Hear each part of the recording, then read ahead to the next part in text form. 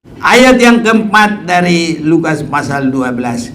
Aku berkata kepadamu, hai sahabat-sahabatku, janganlah kamu takut terhadap mereka yang dapat membunuh tubuh dan kemudian tidak dapat berbuat apa-apa lagi.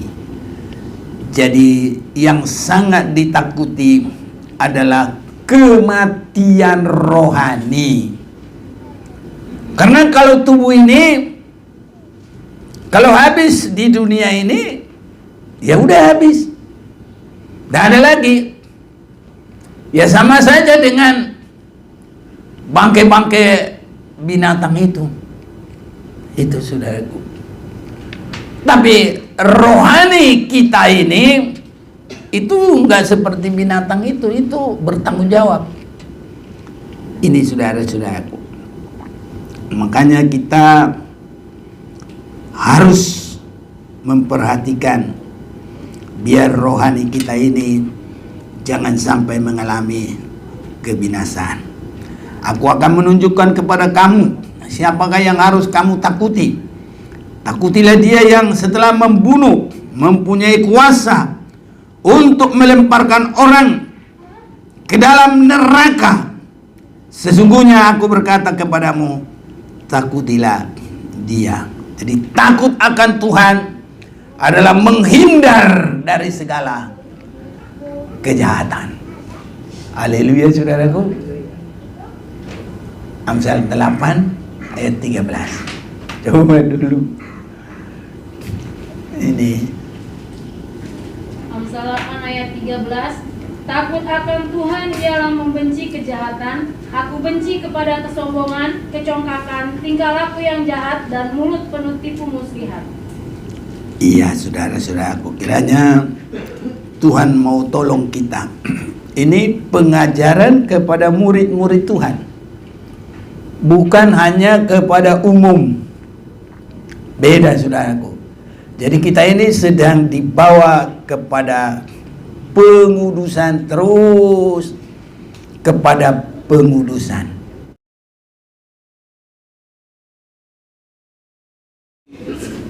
Kita sangat bersyukur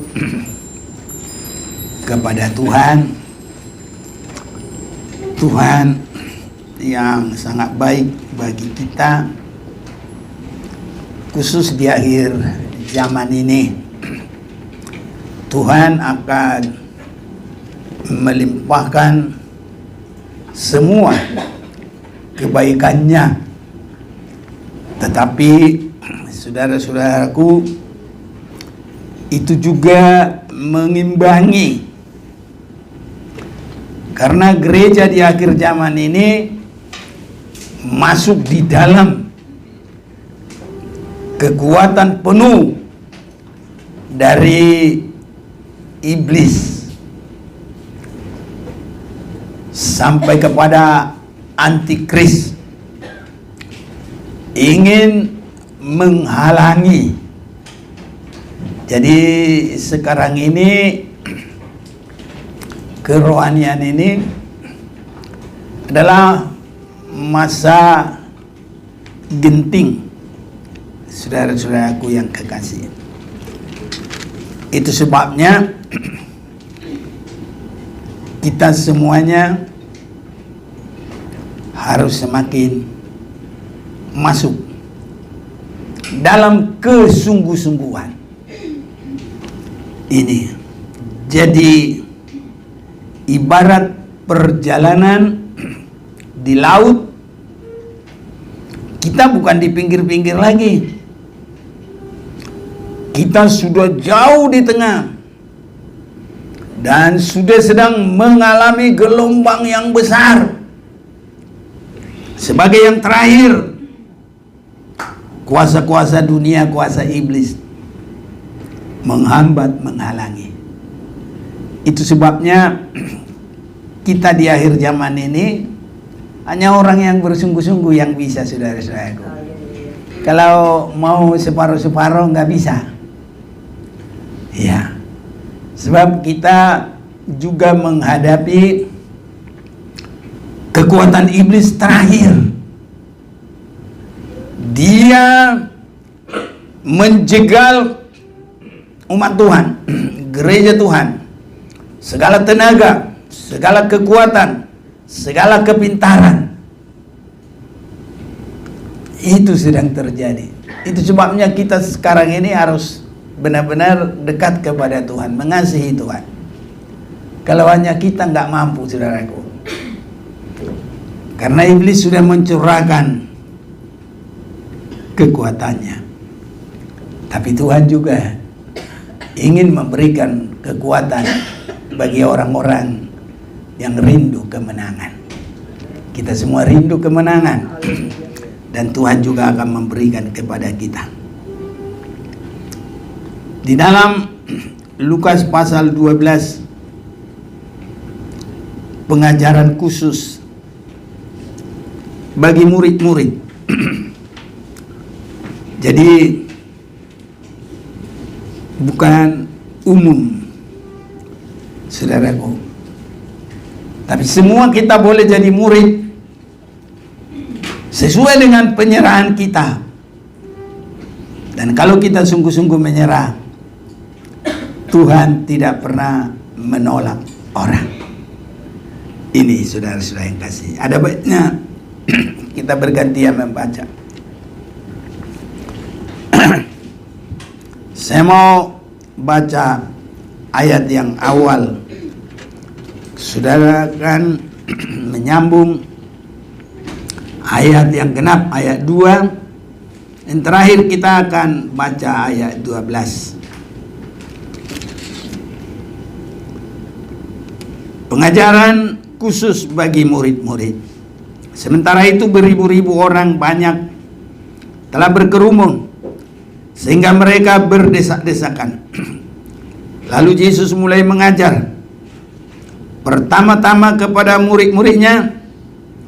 Katanya, waspadalah terhadap ragi, yaitu kemunafikan orang Farisi.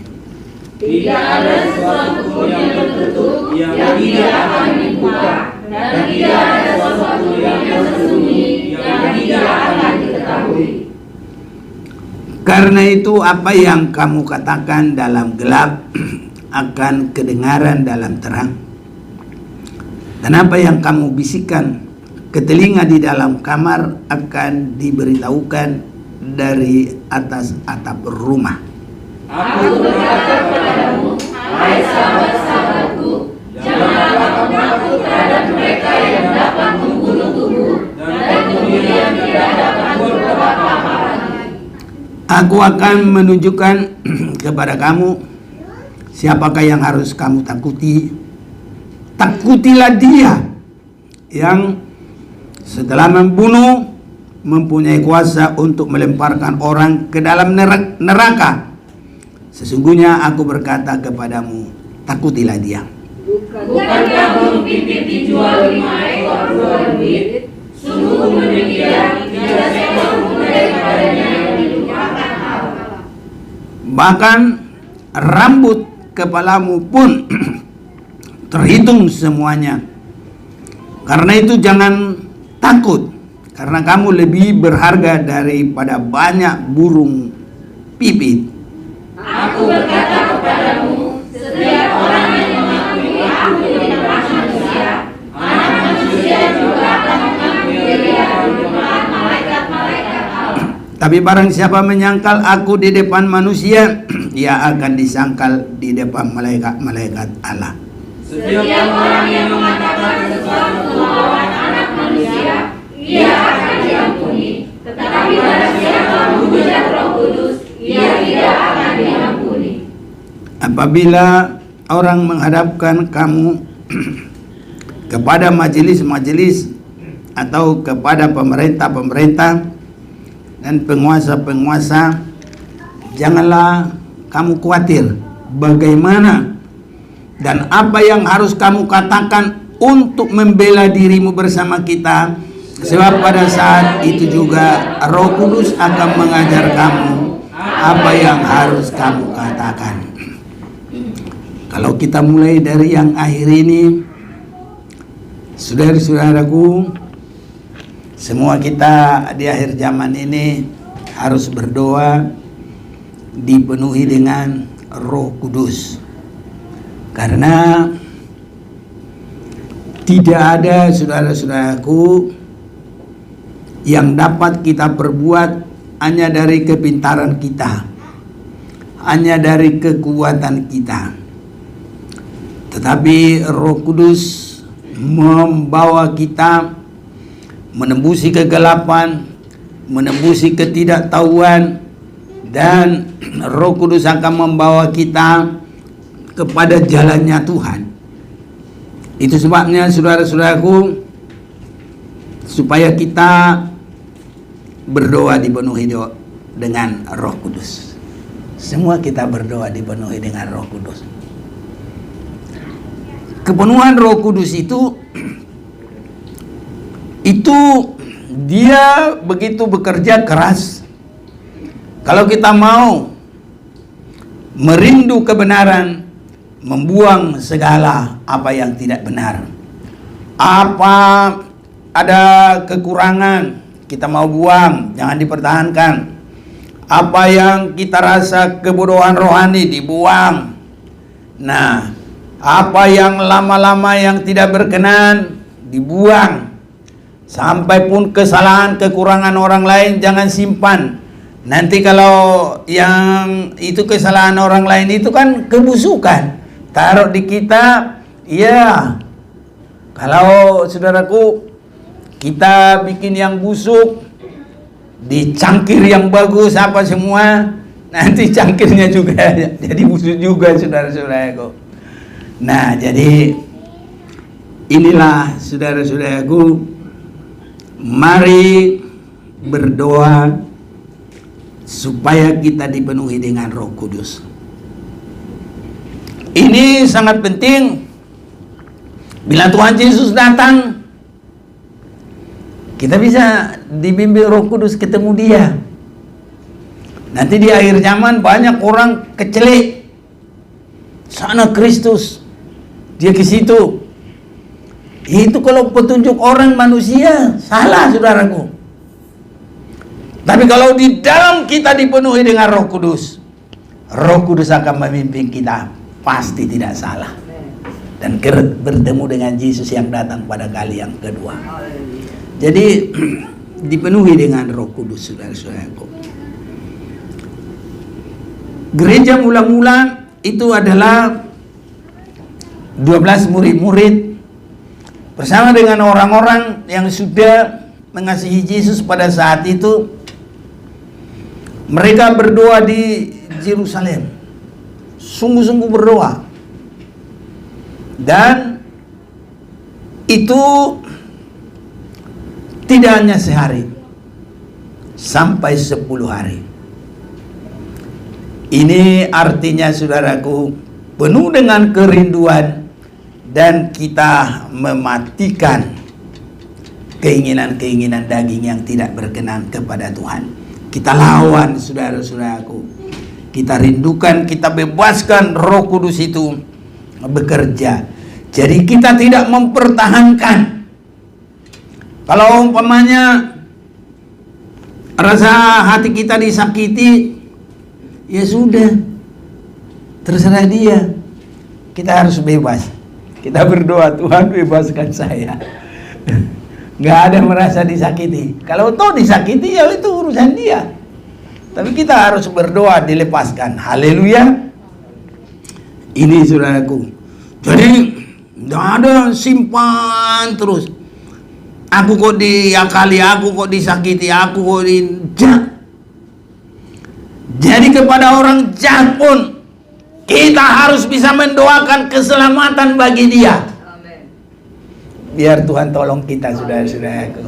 Biar Tuhan kuatkan kita. Jadi kalau itu boleh terjadi, muka kita semua adalah muka kepenuhan Roh Kudus, penuh dengan sukacita. Nggak ada sakit hati. Ngapain sakit hati? Orang tadi sudah dibuang semuanya. Ini, saudara-saudaraku. Ya, jadi ini sangat penting bagi kita. Roh Kudus memimpin kita, Roh Kudus mengajari kita kepada hal yang baik.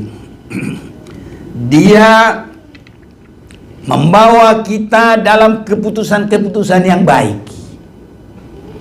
Jadi kita mengambil keputusan yang tidak salah. Roh Kudus memimpin kita kepada keputusan yang menyenangkan bagi Tuhan. Roh Kudus memimpin kita kepada hal yang melawan kuasa-kuasa iblis, kuasa setan. Tapi membiarkan dalam hidup kita Tuhan yang bekerja. Ini Roh Kudus bekerja, saudara-saudaraku. Itu sebabnya jangan padamkan Roh Kudus. Kalau kita berkata begini, biarin mati sekalian, itu mematikan Roh Kudus dalam kita. Jadi jangan sampai ada yang begitu, ya, biarin mati sekalian. Nah, itu namanya orang sama dengan bunuh diri, saudara-saudaraku. Orang bunuh diri nggak boleh masuk surga, nggak boleh, saudara-saudaraku. Jadi Roh Kudus selalu memimpin kita, saudara-saudara yang kasih, mengampuni orang, mendoakan kebaikan orang. Roh Kudus adalah pengampunan yang terakhir. Kalau pada masa Bapak berdosa, masih ada pengampunan dalam Yesus Kristus. Tapi di dalam Yesus Kristus kalau berdosa masih ada pengampunan di dalam Roh Kudus. Tapi kalau sudah berdosa kepada Roh Kudus nggak ada lagi pengampunan. Itu artinya, saudaraku, tidak ada kesempatan. Yang masuk neraka, yang masuk neraka. Nah, karena itu yang terakhir. Jadi kita ada masa Bapa, masa Anak, dan ada masa Roh Kudus. Sekarang kita masa Roh Kudus sudah berjalan, saudara-saudaraku. Kalau kita boleh katakan pencurahan Roh Kudus menjelang tahun 34, karena Yesus di dunia ini mulai kelahirannya sekitar sampai 33,5, itu menurut ahli Alkitab. Maka sesudah dia naik, murid-murid berdoa 10 hari. Nah, 10 hari itu artinya itu menghukum semua yang tidak berkenan kepada Tuhan. Karena 10 itu adalah angka dari 10 hukum Taurat. Haleluya. Nah, ini jadi kita menghukum keinginan daging, menghukum yang tidak berkenan kepada Tuhan. Ini jadi nanti Roh Kudus akan bekerja dengan heran, dengan luar biasa. Jadi kalau kita dipenuhi dengan Roh Kudus, keinginan daging semakin mati. Dan yang ada adalah kuasa Roh Kudus, keinginan Roh Kudus. Tidak ada keinginan Roh Kudus berbuat dosa, membunuh, mencuri, berbuat jahat. Tidak ada. Roh Kudus memimpin kita kepada segala kebenaran.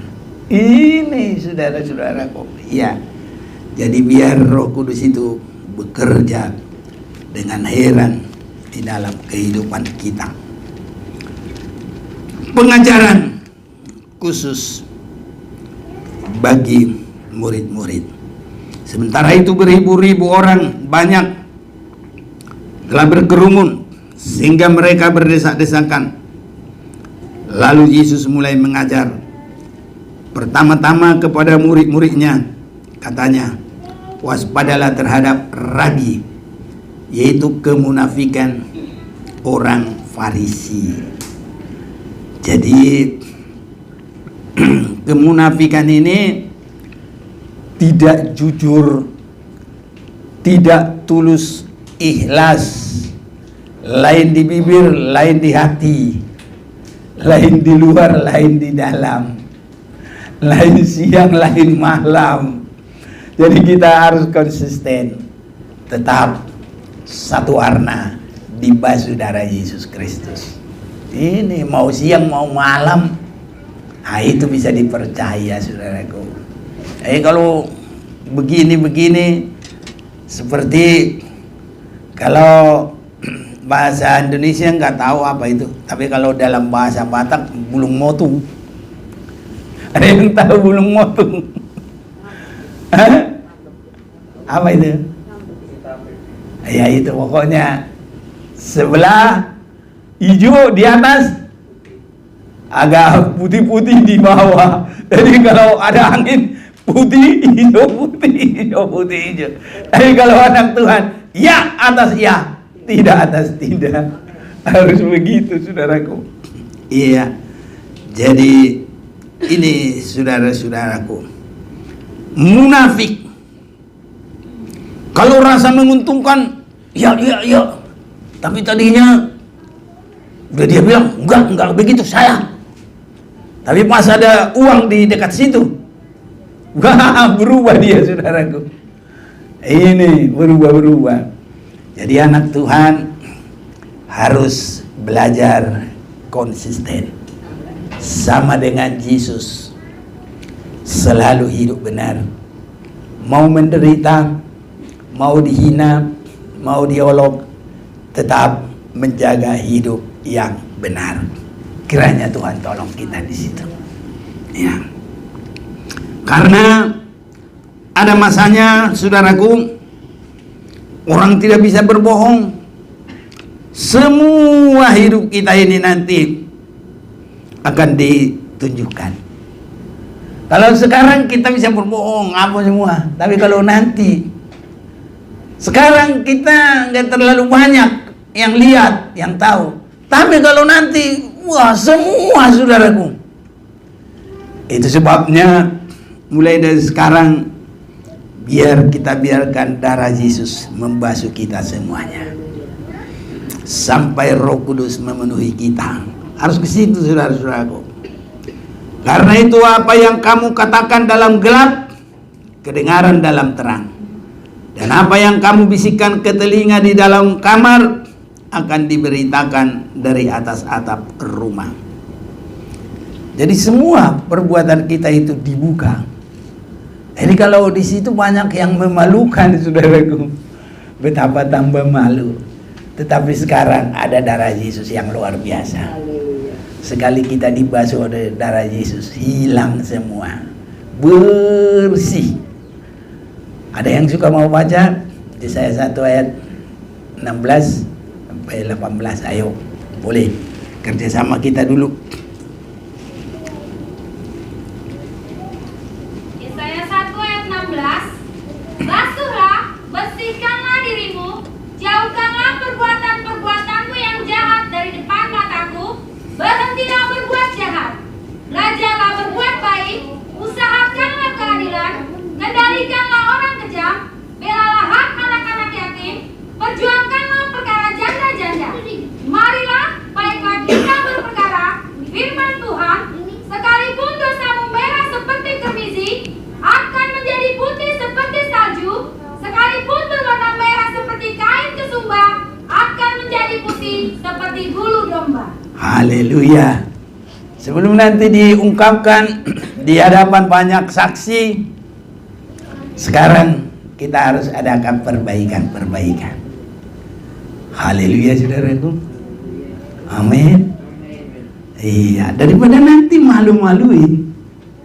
Kalau sekarang kita nggak ada yang lihat. Kalaupun dia bilang, aku mau lihat hatimu, aku tahu hatimu. Siapa yang tahu? Hatinya Tuhan yang tahu. Tapi kalau pada masa nanti ada penghakiman Tuhan, semua, tidak ada yang tersembunyi, semua tahu. Ada gambarnya, saudara-saudaraku. Diseret itu orang nggak benar itu, diseret. Emang nggak ada bajunya lagi, saudaraku. Habis.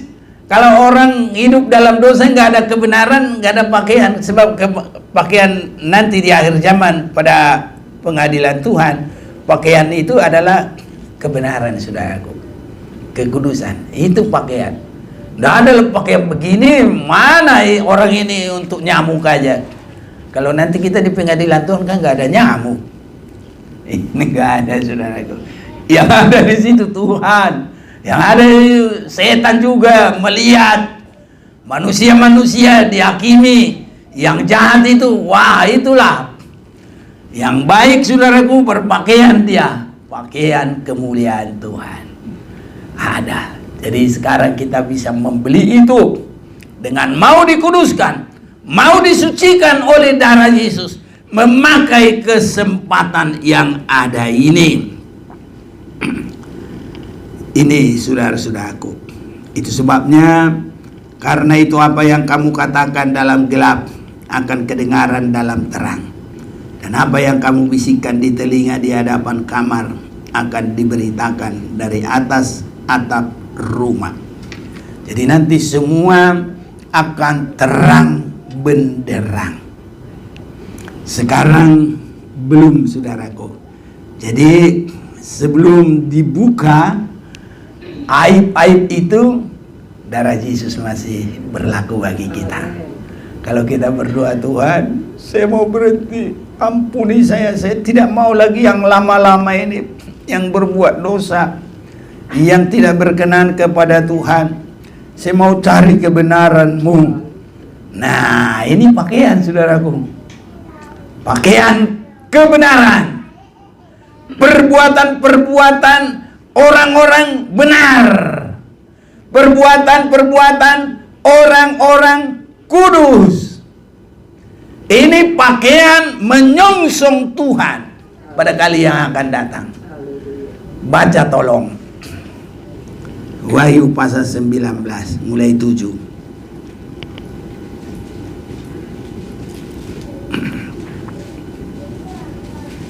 Wahyu 19 ayat 7.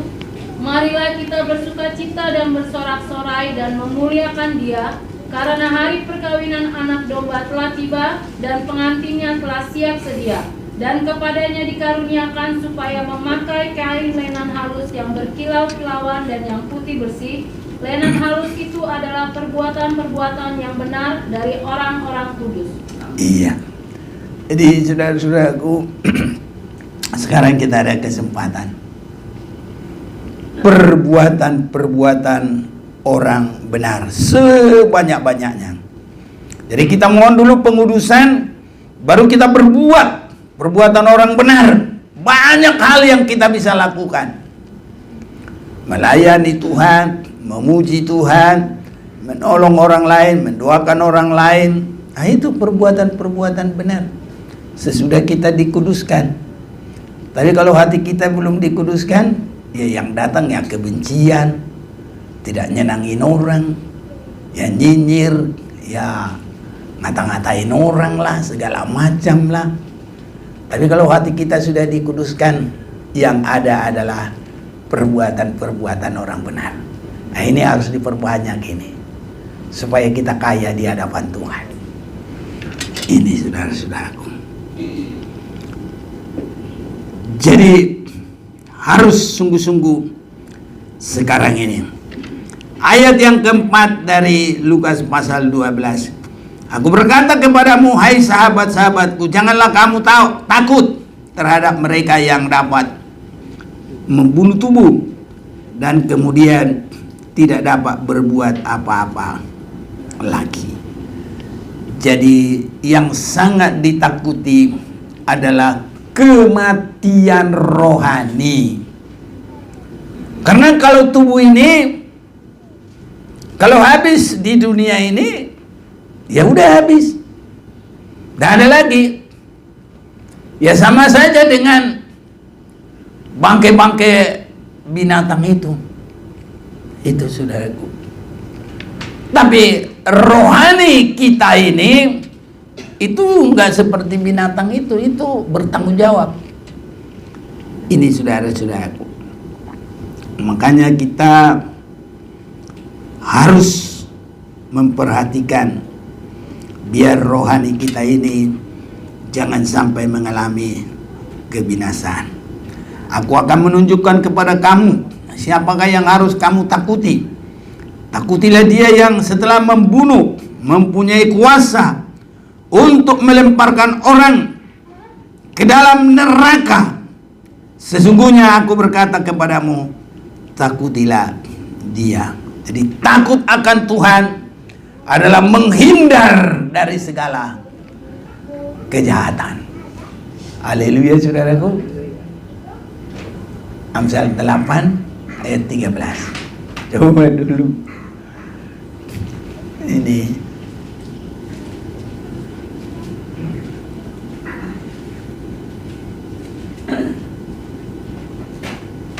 Amsal 8 ayat 13. Takut akan Tuhan ialah membenci kejahatan. Aku benci kepada kesombongan, kecongkakan, tingkah laku yang jahat, dan mulut penuh tipu muslihat. iya saudara-saudaraku, kiranya Tuhan mau tolong kita. Ini pengajaran kepada murid-murid Tuhan, bukan hanya kepada umum. Beda saudaraku. Jadi kita ini sedang dibawa kepada pengudusan, terus kepada pengudusan. Itu sebabnya tadi pagi juga kita sudah dengar, untuk nanti sama dengan Yesus itu sudah diawali mulai dari pengenalan akan Yesus, dari pengudusan kepada pengudusan. Ini saudara-saudara yang kasih, sebabnya ke situ kita harus semakin memperhatikan. Ya, aku akan menunjukkan kepada kamu siapakah yang kamu harus takuti. Takutilah Dia yang setelah membunuh mempunyai kuasa untuk melemparkan orang ke dalam neraka. Kalau tidak mau mengalami penyucian, pembaruan, dikasih dulu kesempatan. Tapi tidak mau. Setiap ibadah kita ini juga Tuhan memberi kesempatan bagi kita. Kita harus yakini saudara-saudaraku. Dan kalau kita abaikan, ya nanti kita beribadah salah-salah, gak ada arti saudara-saudaraku, gak keberkatan. Tapi kalau kita yakini saudara-saudaraku, ini adalah kesempatan Tuhan membawa kita kepada kebenaran, mendidik kita kepada segala kebenaran, untuk meninggalkan segala yang tidak berkenan kepada Tuhan. Maka di sini akan ada berkat yang luar biasa. Yang setelah membunuh mempunyai kuasa untuk melemparkan orang ke dalam neraka. Sesungguhnya aku berkata kepadamu, takutilah Dia. Jadi takut akan Tuhan itu adalah menjauhi segala kejahatan. Inilah saudara-saudaraku, biar semakin Tuhan tolong kita, semua kita ini saudaraku. Jadi kita sekarang lagi diperbaiki. Mungkin kekurangan si Anu ada berapa, si Anu berapa, masing-masing kita saudara-saudaraku. Dan semua nanti harus sampai habis semuanya. Jangan sampai belum selesai saudara-saudaraku, Tuhan datang. Tapi semua harus sudah diselesaikan. Ini saudaraku. Jadi takutilah Dia. Artinya jangan sampai habis waktu kita masih banyak kekurangan. Itu sebabnya harus cepat-cepat saudaraku. Kalau kita ya disebut berdamai, ya berdamai. Haleluya. Kalau disebut mengampuni, ya mengampuni. Nanti kalau terlalu lama-lama, datang nanti waktu sudah habis. Wow. Makanya bangsa Israel itu ada waktunya apa enggak? Ada. Berapa tahun? 40 tahun. Artinya bagi kita 40 itu mematikan semua keinginan daging. Finish, tuntas. Kata orang sana, tas. Tuntas saudara-saudaraku. Ini saudara-saudara yang kasih. Ayat 6, bukan pak burung pipit dijual 5 ekor 2 duit. Sungguh pun demikian, tidak seekor pun daripadanya yang dilupakan Allah. Bahkan rambut di kepalamu pun terhitung semuanya. Karena itu jangan takut, karena kamu lebih berharga daripada banyak burung pipit. Di hadapan Tuhan itu kita ini sangat berharga. Itu sebabnya waktu saya semakin lihat penebusan bagi kita itu, Tuhan tidak hanya pakai kuasanya, tidak. Tuhan tidak hanya pakai perkataannya, walaupun itu bisa, ya, tapi dia tidak pakai itu. Yesus itu harus meninggalkan tatanya dan menjadi manusia. Dalam keadaan manusia untuk penebusan dosa, dia harus mengalami dihina, diolok, diadili, disatukan dengan orang berdosa, disalib sampai kepada mati dan dikubur. Saudara-saudaraku, itu yang terjadi. Tapi itu adalah untuk penebusan bagi kita. Betapa berharga penebusan itu.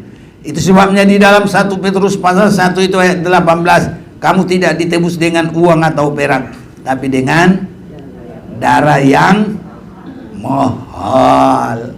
Mahal, saudaraku. Mahal.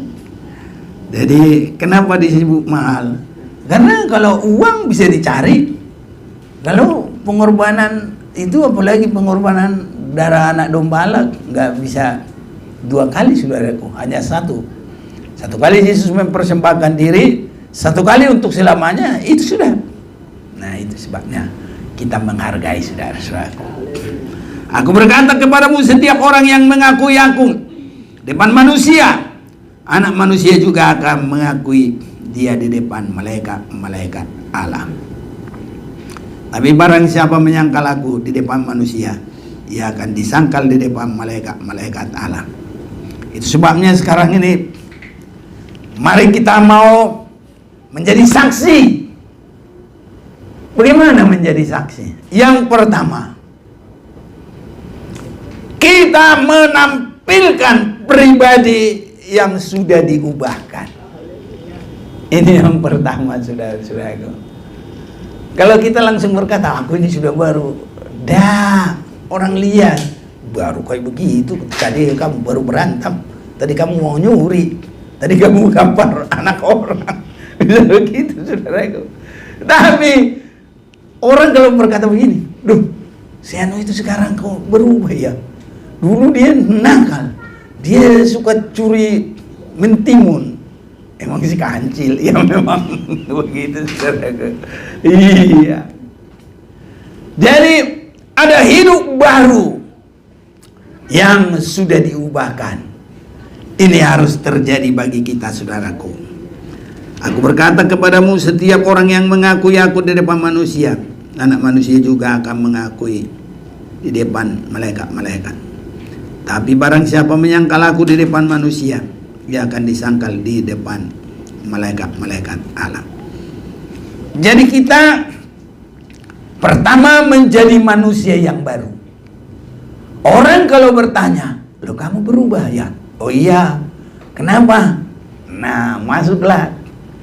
Darah Yesus menyucikan aku, Roh Kudus membimbing aku. Maka sesudah disucikan darah Yesus, harus minta dipenuhi dengan Roh Kudus. Haleluya.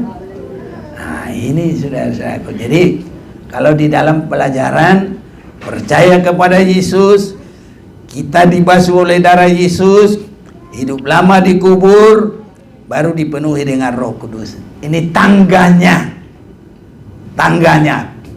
Boleh kita baca dulu Kisah Rasul pasal 2. Siapa yang mau baca? Boleh tolong 42.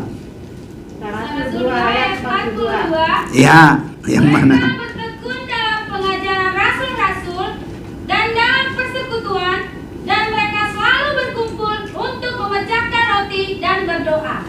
Iya, ini saudara-saudaraku ya. Saya mau lihat dulu ayat yang sebelumnya biar kita semua lebih jelas untuk memperhatikan.